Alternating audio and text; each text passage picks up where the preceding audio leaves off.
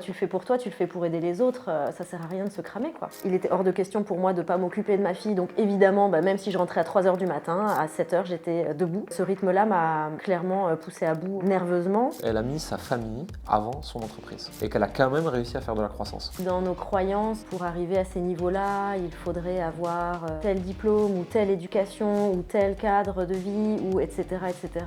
Mon parcours m'a montré l'inverse. Alors moi je suis Élodie Sculino, j'ai 39 ans, je suis une ancienne danseuse professionnelle. Je me suis reconvertie dans tout ce qui est accompagnement, coaching sportif, en gros le soin par le corps. Je me suis formée à la méthode Pilates et puis je suis devenue formatrice dans la plus grosse école de Pilates française. J'ai vu des choses qui me plaisaient et des choses qui pouvaient manquer pour que les professeurs soient avec un bagage beaucoup plus solide pour accompagner tous leurs élèves qui ont des pathologies, des blessures, etc. Et du coup maintenant j'ai monté mes programmes et j'accompagne tous les professionnels pour être encore plus experts auprès de leurs élèves et de leurs clients. Moi, je suis une passionnée et j'ai toujours dit que quand les choses ne me plaisent plus, ou en tout cas qu'elles ne m'apportent plus cette petite flamme, je ferai autre chose parce que c'est un élément pour moi qui est très important, qui est un moteur. Quand j'étais danseuse pro, alors j'avais déjà commencé un petit peu les coachings et puis j'ai eu ma fille à cette époque-ci aussi. Bref, je faisais énormément de choses entre le jour et la nuit. Et un soir, je suis montée sur scène dans le cabaret dans lequel je travaillais et je me suis clairement demandé ce que je faisais là en fait. Je me suis dit mais ça n'a plus le même sens qu'avant, ça n'a plus un sens profond pour moi. Et je me suis dit, ok, ça veut dire qu'il est temps que je passe à autre chose qui justement va m'apporter du sens. Et pour moi, le sens, c'était d'être finalement au plus près des personnes, plutôt que sur scène où on apporte de la joie aux autres, mais on est quand même coupé d'eux. Il y a un côté paillette, one shot. Et le fait d'accompagner les gens et de les aider dans leurs problématiques au quotidien en étant près d'eux, c'est quelque chose qui a donné plus de sens pour moi. Ce qui était challengeant, c'est que j'avais ma fille qui était du coup en bas âge, que c'est une formation qui était quand même assez conséquente en termes de nombre d'heures, qu'il fallait que je continue de gagner ma vie quand même à côté en même temps, plus ma vie de famille. Si mon mari n'avait pas été là pour me soutenir dans tous les sens du terme, être en accord avec ça et puis me dire ok vas-y et puis financièrement on va s'en sortir et puis au niveau du timing et du temps on va s'organiser et quand t'es pas là je suis là etc. Je pense pas que ça aurait été possible. Donc ça a été un gros challenge de gestion d'énergie, de temps, de finances à ce moment-là. C'est extrêmement impressionnant parce qu'elle a su se choisir, se respecter et faire ce qui était important pour elle. C'est-à-dire ne pas y passer trop de temps parce qu'elle a des enjeux familiaux qui sont plus importants que son business. Et elle veut un business au service de sa vie et faire ce qu'elle aime. Alors moi, contrairement à certains que je forme maintenant aujourd'hui, et c'est ce que j'essaye justement de leur faire passer comme message, c'est que je me suis pas coupée du monde professionnel pour faire ma formation, pour revenir à un monde professionnel. Je me suis dit, il faut y aller tout de suite. Donc comme j'avais déjà commencé un petit peu à coacher, en fait je continuais et je me servais de cette formation pour nourrir encore plus mes coachings et pour préparer l'après en fait. Donc ça a été quelque chose un peu en continu, donc ça a été très dense. Mais voilà, il n'y a pas eu de avant, pendant, après. J'ai tout de suite pensé à l'après, donc je suis rentrée dedans directement. C'est-à-dire que là où j'avais des collègues en formation qui venaient tous les jours à l'école, qui passaient 5 heures à s'entraîner à l'école, etc. Moi, j'y allais 3 fois dans la semaine. 4 quand je pouvais. J'y allais, je savais que j'avais 2 heures devant moi, pas 1 minute de plus, et il fallait que ce soit efficace. Et finalement, je pense que ça ne m'a pas desservi, ça m'a même permis d'être beaucoup plus efficiente d'ailleurs. Pas efficace, mais efficiente. Imaginons que le but soit de gravir une montagne. Bon, quand t'es le premier, c'est classe. Hein. Mais ensuite, d'être le deuxième ou le millionième, ça change quoi? Le principe, c'est d'arriver en haut. Donc la vitesse n'a aucun sens, le but c'est d'arriver en haut. Et je répète tout le temps à l'équipe, et c'est vrai pour les clients, le but n'est pas d'être le premier en haut, mais d'être le dernier encore debout. En fait, si on arrive en haut dans de bonnes conditions, combien de temps on a mis, on s'en fout. Il faut se respecter. Il y a des gens qui iront très vite, il y a des gens qui iront très doucement, il y a des gens qui seront au milieu, et les trois sont complètement ok. Le but, c'est le chemin plus que le résultat. Mais le résultat, il peut compter aussi. Mais en tout cas, ce qui est inintéressant au possible, c'est la vitesse pour arriver au résultat. Ce qui est intéressant, c'est le chemin et le résultat. Le reste, c'est très personnel.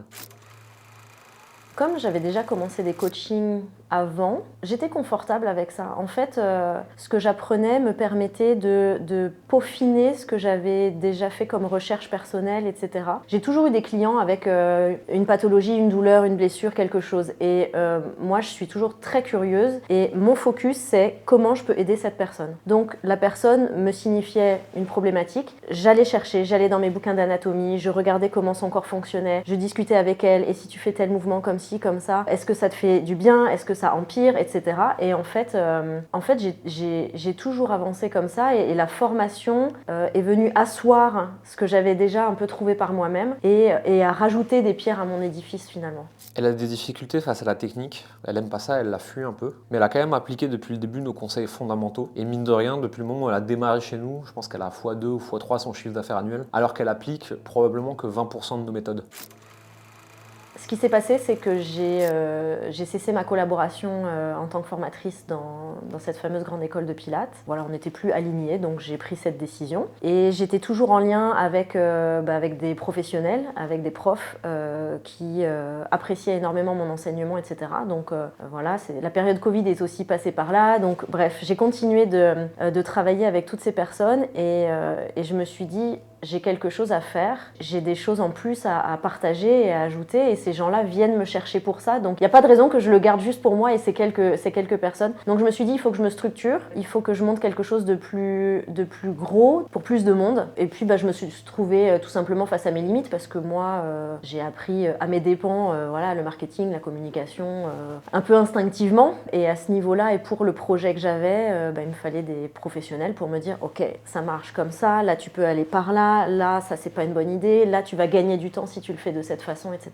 J'avais besoin de clarté, j'avais besoin peut-être d'une ligne directrice. Je pense que je suis très intuitive, donc ça a confirmé mes intuitions, un petit peu comme quand j'étais en formation de Pilates, si tu veux. C'est venu confirmer plein de choses et c'est venu m'apporter des outils et des compétences aussi. Le plus important, c'est qu'on a réussi à lui faire monter ses prix et donc en fait, elle s'accorde de la valeur et elle reconnaît sa valeur. Parce que l'enjeu, c'est pas qu'elle était pricée et qu'on lui a montré comment vendre plus cher. L'enjeu, c'est qu'elle était extrêmement sous-pricée et qu'elle se dévalorisait complètement et on lui a montré, on l'a aidé à reconnaître ce qu'elle valait vraiment. Et rien qu'avec ça, elle avait déjà x2. On a fait quelques petits ajustements et ça a encore fait un autre petit x2 et ça fait déjà des revenus très confortables. Ce qui est important, c'est qu'elle a mis sa famille avant son entreprise et qu'elle a quand même réussi à faire de la croissance. C'est ça qu'il faut retenir parce qu'il y a toute une tranche de la population qui vont se reconnaître là-dedans parce qu'ils veulent pas bâtir des empires, ils veulent juste gagner plus d'argent en faisant ce qu'ils aiment et pas au détriment de leur famille.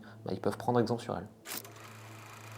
Il y a plusieurs choses. J'aime bien me dépasser et donc je suis toujours curieuse d'aller ouvrir la porte d'après quand je suis arrivée au bout d'un couloir. donc il y a ça. Et puis il y a le fait de se dire j'ai des outils dans ma mallette qui vont aider un maximum de gens qui sont dans le cas de plein de profs en fait. Pourquoi garder ça pour moi? Sauf que il me faut de l'aide pour savoir comment accéder à ces personnes-là, comment communiquer avec, comment elles peuvent me trouver aussi, comment elles peuvent savoir qu'il y a d'autres méthodes et d'autres façons de faire qui existent pour aider leurs élèves. Si moi j'ai réussi par ce métier-là à ne plus courir partout, taper dans le rouge tout le temps, tout en aidant des gens, ce serait chouette que ça puisse profiter à d'autres. Donc voilà, et puis le jeu de se dire, voyons jusqu'où ça peut aller aussi, quoi. Jusqu'où ça peut aller selon toi? Ça dépend si on se met des limites ou pas. Moi, là, dans mon programme, je suis super contente parce que j'ai des gens de la francophonie, mais de l'étranger qui viennent, qui participent à mes programmes. Honnêtement, au début, je me disais simplement, c'est chouette, j'ai un programme qui est en distanciel, je vais pouvoir toucher d'autres personnes que juste les Parisiens, ou alors que des gens dépensent des fortunes pour venir, pour passer 4 jours à Paris pour une formation. Donc déjà, j'étais très contente de me dire, super, je vais avoir des profs de n'importe où en France. En fait, j'ai des personnes de Belgique, j'ai des personnes d'Angleterre, j'ai des personnes du Maroc, j'ai des personnes des Émirats arabes et je trouve ça juste dingue en fait. C'est chouette, donc si ça pouvait toucher, je sais pas, ouais, pourquoi pas le monde entier, soyons fous. Si ça pouvait être en plusieurs langues, soyons fous aussi. Pour moi, l'humain est au milieu de tout ça en fait. J'utilise la méthode Pilates, oui, ce n'est qu'un outil parmi tous les autres que j'utilise. J'ai des kinésithérapeutes qui viennent aussi maintenant se former chez moi. C'est super, on a des échanges qui sont hyper riches, des personnes qui viennent avec un bagage commun mais différent aussi. Et voilà, ça fait grandir tout le monde. Ça pour moi, c'est typiquement les réussites ordinaires, les réussites normales dont on parle en permanence. C'est des gens qui vont pas fois 1 million parce que leur but n'est pas de construire un empire, mais qui vont quand même réussir à développer leurs revenus de façon significative en appliquant quelques conseils bien placés, en développant leur mindset, en nous écoutant un peu, en restant dans notre environnement. Et elle est un merveilleux exemple de ça en fait.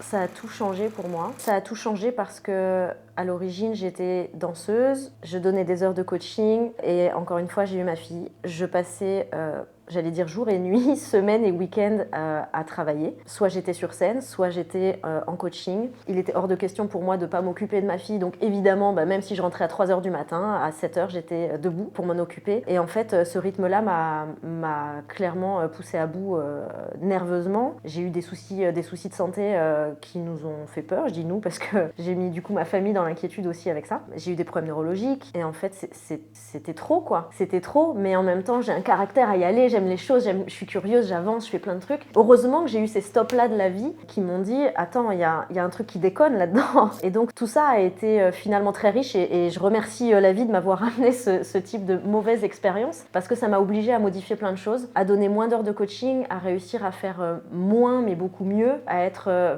plus efficace, à rester là où je suis indispensable et le reste, ok, ça passera après. À ce jour, je suis une chef d'entreprise, j'aide des gens, j'aide plus de gens que ce que je n'aidais avant. Comme j'aide des professionnels par effet rebond, eux-mêmes aident d'autres gens. J'ai du temps disponible pour ma fille. Je passe plus de temps aussi avec et en famille. Je m'octroie plus de vacances.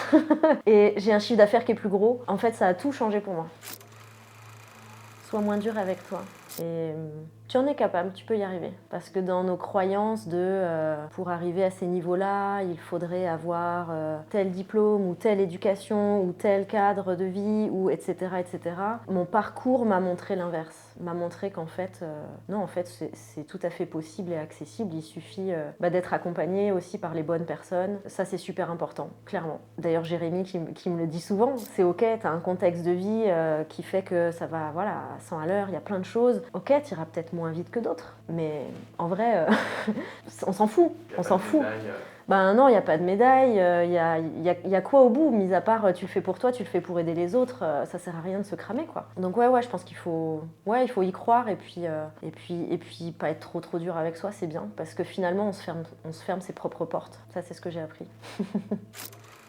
Je pense que je savais pas que c'était possible. C'est même pas que j'y croyais ou pas, c'est que j'ai découvert au fur et à mesure, quoi. Et d'ailleurs, c'est des élèves à moi qui me disaient « Ah non, mais toi, un jour, tu vas ouvrir ton école ou il faut que tu ouvres ton école. » Et j'ai plein de clients qui me disaient ça. Je rigolais, je disais « Oui, bien sûr. Oui, t'as raison, on en reparle. » Et en fait, c'est rigolo, là, de m'asseoir, de regarder dans le rétroviseur et de me dire « Mais en fait, qu'est-ce que t'as aujourd'hui dans les mains ?» J'y suis, finalement. À ma façon, pas de la façon assez classique comme on l'attend, où tu achètes un lieu physique, etc. Mais finalement, je touche plus de monde que ce que j'aurais touché si j'avais suivi ce chemin assez traditionnel, quoi. Ça paraît bateau, mais clairement, s'autoriser de s'ouvrir à soi-même permet d'être en meilleur lien et communication avec les autres, finalement.